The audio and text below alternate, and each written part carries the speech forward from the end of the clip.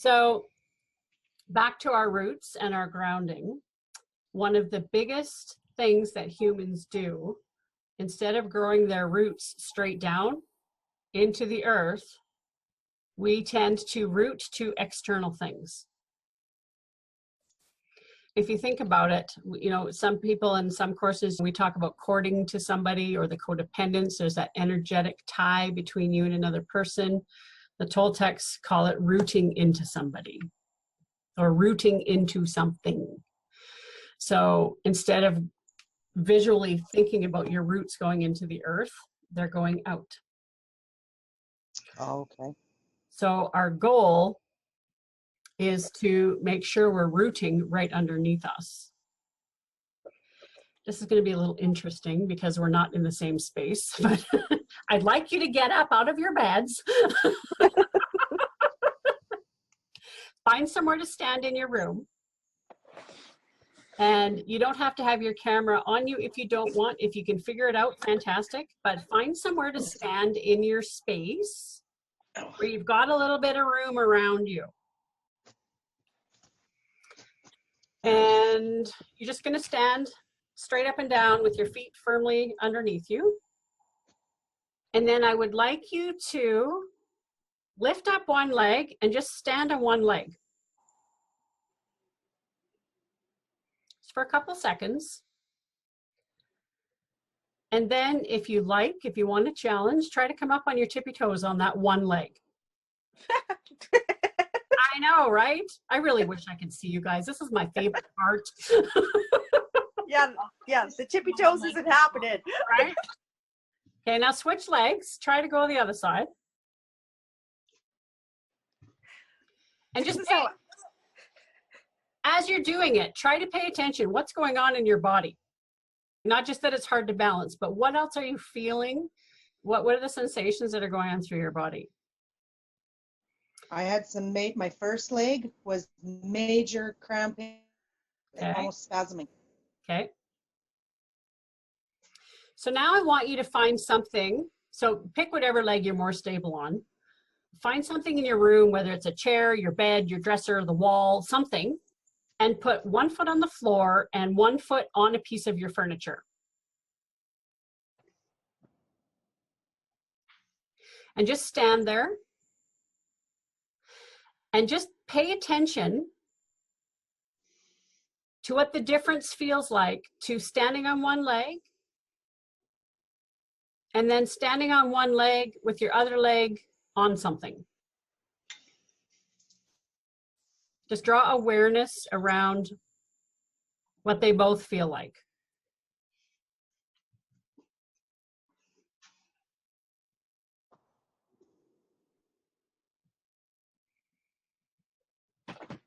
And once you have the two comparisons in your body, then you can come back to your comfy beds.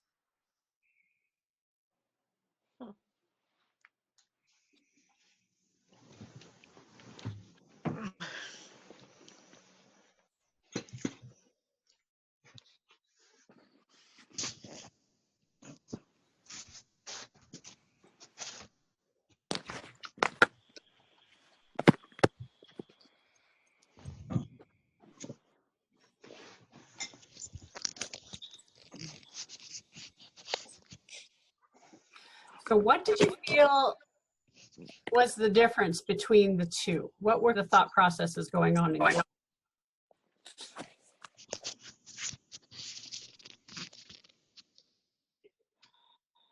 On one foot, I was horribly unbalanced, more so on my one foot than the other one.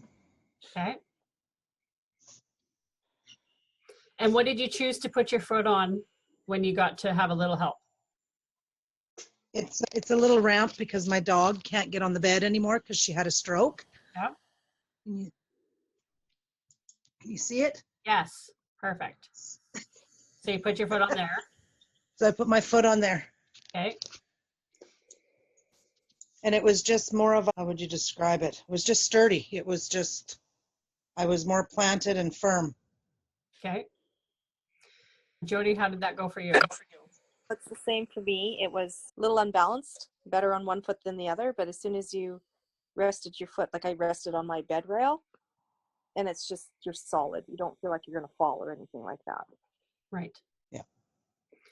I'm not going to make you do it. So we're going to visualize what it would feel like. So let's take Kenna's little step thing that you had, because it's not necessarily attached to your bed, how Jody's was. What would have happened if I kicked that thing out from underneath your one foot? Oh, I probably would have fell over, or at least would have stumbled pretty good. Right. Yeah. And that right there is the lesson in rooting. That stool, that bed rail, whatever else you chose to put your foot on to balance yourself is external. Shit. And at any time, that can get wiped out from underneath you. So when you're standing up tall and your feet are squarely underneath you, when we first stood up, that is the most solid for us. With our feet planted firmly right underneath us, with even balance, that is how we stay grounded. As soon as we lift our foot up and root into something else, we're not grounded.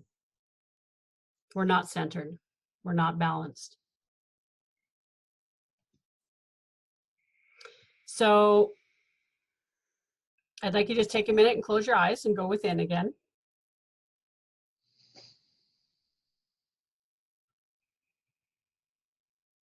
And we're just going to say a couple of, I'm just going to bring a couple of thought processes into your head. The mantra, I show up more when I'm rooted.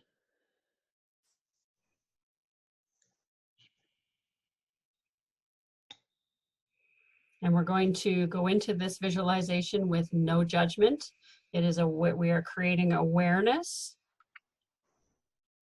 I would like you to scan your body. And we're going to explore, where have you rooted somewhere else? Where have you put your sense of security outside of yourself?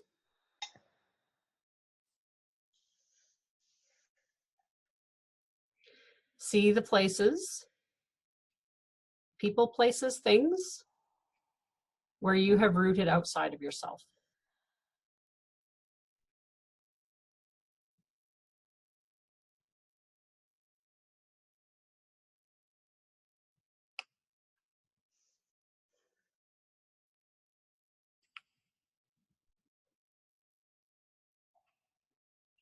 And when you are ready, you can open your eyes.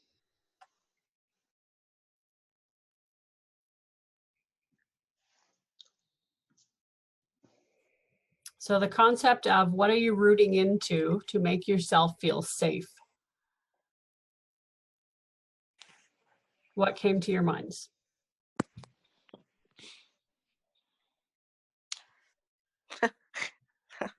All my clothes. Interesting. Yeah. Elaborate with that. I have a lot of clothes. I have a lot of shoes. I have a lot of jewelry. Okay. I have not a lot, excessive amounts. And I don't get rid of anything. I keep everything. Okay. So what is your thought process when you go to throw something out? What's the dialogue in your head in that moment? It's still in really good shape and I might wear it and I might use it, right? But I've tried to change my thinking to say, because I still have clothes from when I was in high school, for Christ's sake. But I just think somebody else can use it more than I can, that somebody needs it more than I do. So that's how you're changing it. Yeah. So have you navigated through, maybe there's some emotional attachment to the stuff, not necessarily that you might need it? There probably is. I think it's my security blanket. Yeah. Good. What about you, Kenna? My very first flash was what my ex, because it just, yeah, I don't anymore, but it used to be. And yeah, I've got an awful lot of clothes that won't fit me. They haven't fit me in an awful long time. But I'm going to be that size again one day. I hear you, honey. I don't know. And some of it's come from my grandma. I'm never going to fucking wear it. It's uglier than sin, but it's my grandma's. So Nobody's going to wear it. It's there's totally the emotional attachment, right? Yeah. Yeah. And without frickin' fail, I keep something for 2 years or more. Fuck it, I'm getting rid of it. 5 minutes later, oh, I found a friggin' use for it. Uh-huh. And now it's gone. I have to go out and buy it again. I've done that on more than one occasion, and it pisses me off. You convince yourself that throwing it out is just the better, or not throwing it out is the better option. Yeah, because then when I find a purpose for it, then I'll have it. And then now my house is just over full, and my husband is bad, if not worse than me. He likes the antique old crap that has no purpose other than it's old. But I'm allowed to have my crap, so I can't tell him he can't have his. That's the deal. Yeah. Yeah. I know Christina's going to jump on the clothes train, so I can't remember. How many garbage bags did we pull out of your house a couple weeks ago? I don't know. I've gotten rid of so much clothes, but I still root into the other stuff. Just general, all the stuff that we can't get rid of. Yeah. And yeah, for me, there's a lot of books. There's Lego. And when she says a lot of books, you guys have no idea. She could have her own library. It's terrifying how many books she has. I have gotten rid of a lot. I have a lot of books too. So do I. Wow. Yeah, I've never in my life met anybody who has as many books as Christina. Really? Did. Not now, but before we started this journey of cleaning out, and that's part of the process. Yeah, I'd never met anybody who's had as many books as she has. I'm so honored. Oh, good. That doesn't help the process. Yeah. So that is, we talk about rooting also being a codependent space. So in the beginning, like when we have kids, of course we have to be rooted into our kids, and our kids have to be rooted into us because they'll die without us, right? So not all roots are bad and need to be cut. So the concept is, yes, there is rooting, there's a place for it, and there's a time for it. Because once our kids are a certain age, then you know what happens. They start leaving the nest and doing their own thing and becoming adults. And then you can pull your roots back a little bit more. There's some things that you just always will be a little bit rooted into. But for the most part, like we talked about last week with the process addictions and that kind of thing, those would be considered roots. You're rooting into something external, right? So trying to figure out how to bring your energy back and to turn into ourselves instead of looking out externally for love and security, right? So what is the downfall of, well, being as we all have the clothes issue, what's the downfall about rooting into that? I have shit that's useless. Yeah. And it contributes to negative thinking when we're holding on to the clothes that doesn't actually fit anymore. We think it's positive because we think, oh, it's going to motivate me. But instead, you see it and you get depressed. It's true. I know. And we all do it. That's the hilarious part, right? This is a thing. And not just a women thing, just even like what Kenna said, that the men do it too. Yep. When I moved away from home, my dad is still living in the house that I grew up in. And after that first really bad marriage I was in, I ended up living back with him for a little while. And he hadn't done anything or changed anything or moved anything. And he retired from what used to be AGT, it's now TELUS, but he used to work way back then. He still had all his computer manuals from 40 years ago. And I'm like, Dad, you haven't worked there in 30 years. I think it's okay to throw out your manuals. So yeah, men do it too, right? So I'm trying to teach my father this concept because the amount of crap he has that I'm going to have to deal with. Yep. And I can't It's carry true. machinery, equipment, and lathes and yada. But anyways, so we all do it. Humans do it. But why? Most of the time, 90% of the time, we do it because there's an emotional attachment. Whether it is, like you said, Kenna, somebody gave it to you, or, oh, I wore this dress at this event and it was so amazing, I can't get rid of that. Your grad dresses, your wedding dresses, like there's emotions attached to it. But through this process, so we've rooted into all these things. So you think about, you can ballpark in your head how many clothes you have in your closet. We'll just pick clothes because that's what the theme is right now.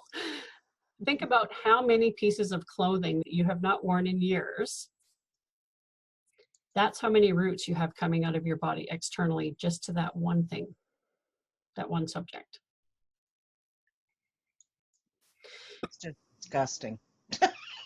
We're creating awareness about, we're trying to ground ourselves. We're trying to come home to ourselves and be centered and be present. Energy is like water. If you put a visualization to energy, yeah, we might not be able to tangibly see it, but if you think about it as water, and our root system is pouring out all of this water, is there any wonder why we're depleted? When we have all of these root systems traveling outside of our body.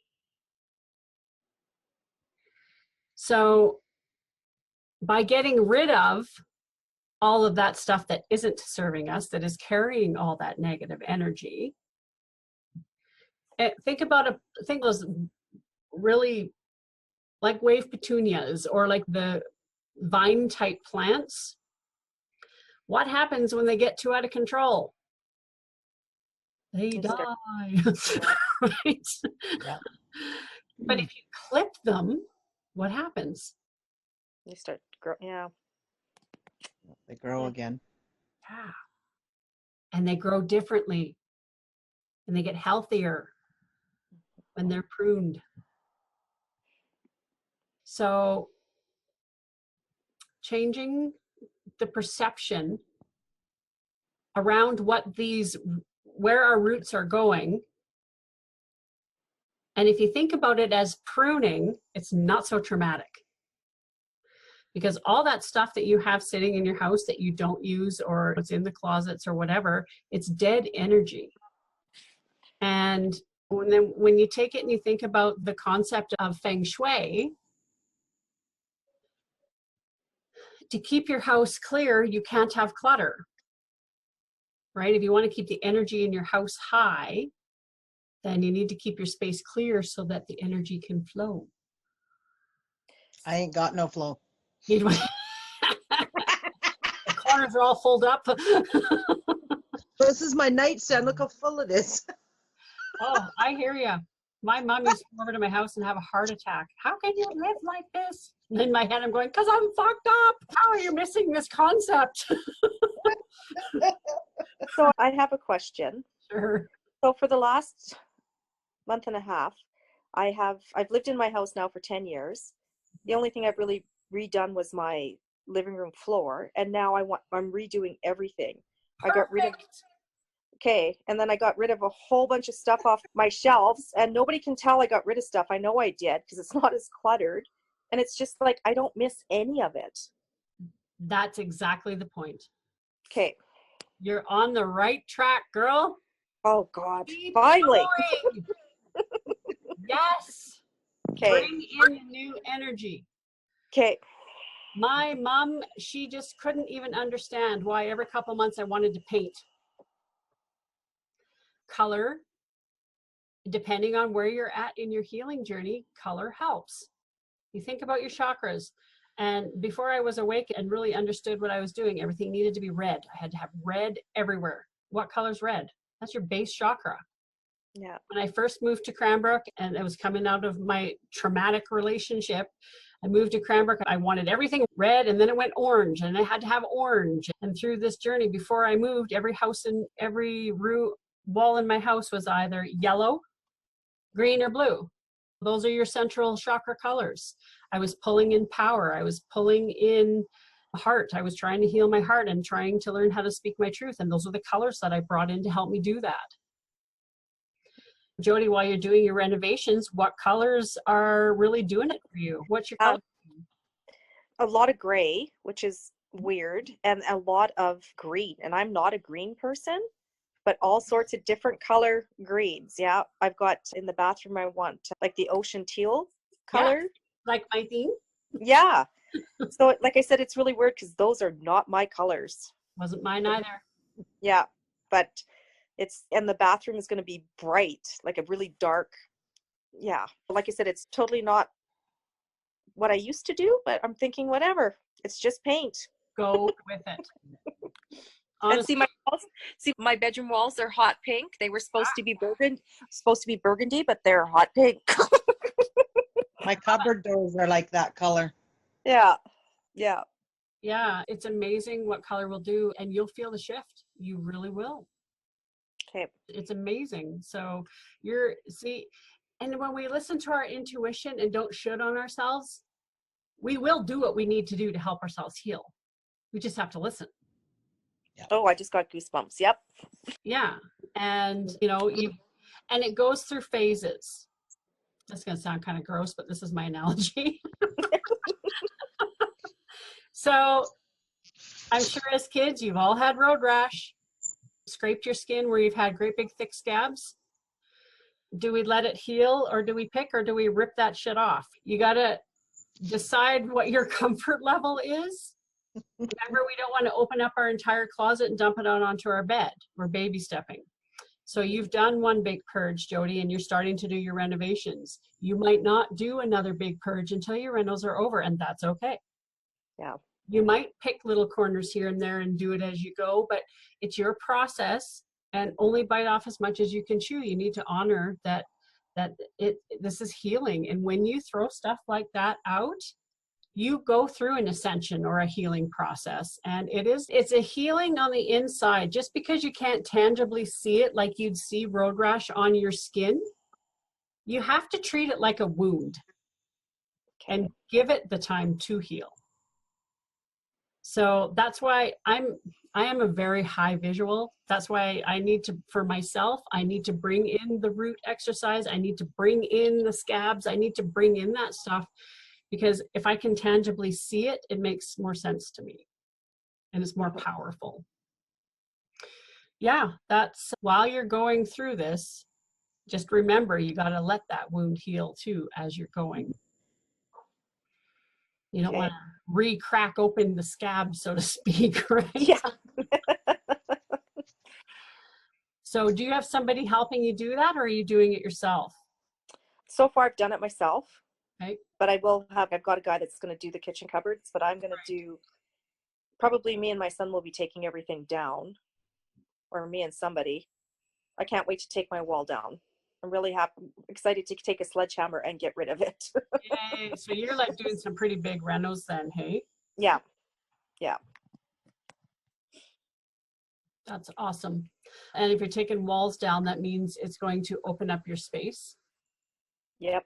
Big time. So where is the wall that's being taken down? It's between the kitchen and the living room. So you're opening up that entire space. Yep. While you're doing that, you can use that intention as the wall is coming down. It's not just a physical wall, it's that emotional wall. Okay.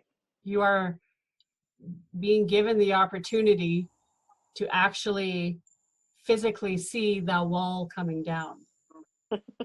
That's See, cool. the power of visualization is so incredibly huge, and you're being given the most awesome opportunity to use that tool. Yeah.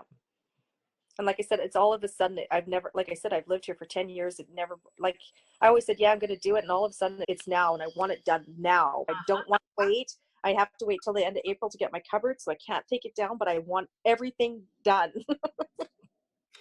Because now you're ready. Yeah. When did you make this decision to do that? Mid-December, I think. Yeah. Awesome. Yeah. And you're ready. Also because you're here, right? Yeah. You're making these steps to move yourself forward, right? Yeah. Yay. I'm so excited. Yay. Feel free to post progress pictures. I'd love to see the progress on that. I can post, yeah, I'll post my fireplace Yay. now that the TV's up. So yeah. Awesome. Like I said, I'm excited. Yeah. And like, and since I started this class too, like I lost all, when somebody speaks the truth, you always get goosebumps and stuff like that. I had lost that. And ever since I've been back doing this class, it's just like, it's constant now. And it's just, oh my God. Yay. Yay. Love it. Having that container, not only yourself holding yourself, but us, like I hold the container for the whole 5 weeks we do this.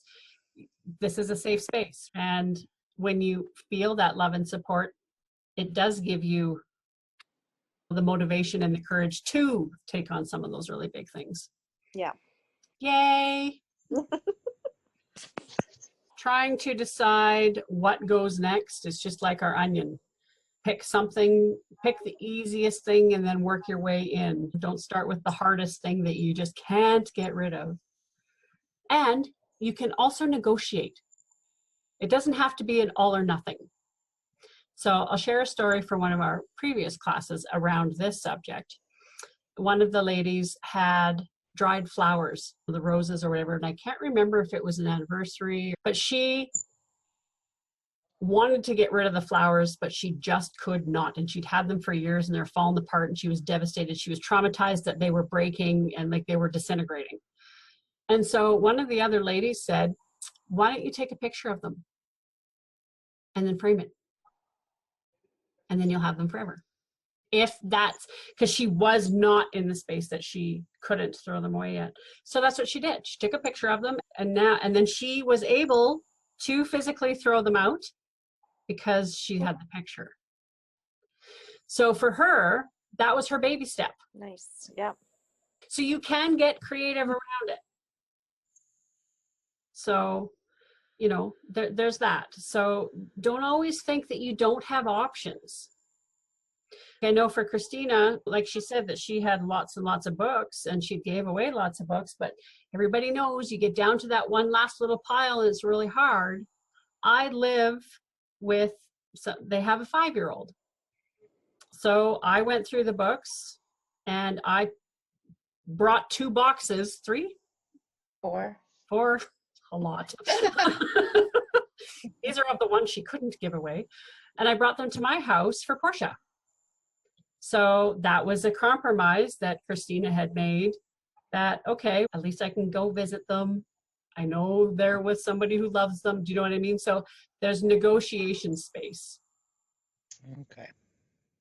So cleaning out your space doesn't necessarily mean you got to chuck it. There's always room for negotiation. And that's the best part about this kind of work. Take it in the steps that you need to do. Cleaning out the closets, cleaning out our closets is not easy. No. But I use my house as, my house shows me where I still have cleaning left to do.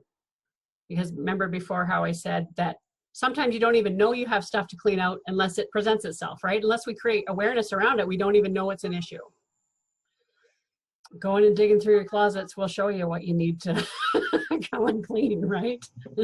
That's true. Yeah, like even moving here, I came across some wedding photos that I had forgotten that I hadn't thrown out because the last time I did my big clean, I wasn't ready. And this time I'm like, okay, you're done. You are gone. you always come back and revisit. And remember, we talked about that spiral path, how it goes up. You can come back and revisit Right. at another time. You don't have to deal with it right in that moment. If the Band-Aid is still on it, leave it alone. Okay. It's not ready. It's not done healing. So doing this, you have to have compassion for yourself, because you don't want to end up with lots of road rash. That's true. It's not fun. And if you do it before you're ready, you're going to end up going out and trying to replace all that stuff. And re-traumatizing yourself. Yep. Yeah, I've done that. You weren't ready. I wasn't ready, so now I don't get rid of anything because I don't want to do it again. Because you did the all or nothing. I wasn't given a choice. And that's a completely different story, Yes. right? Yeah. Yeah. Yeah. So this kind of brings in, because this is all sacral chakra stuff. This is relationships with yourself, relationships with your external surroundings, relationships with your stuff, and why you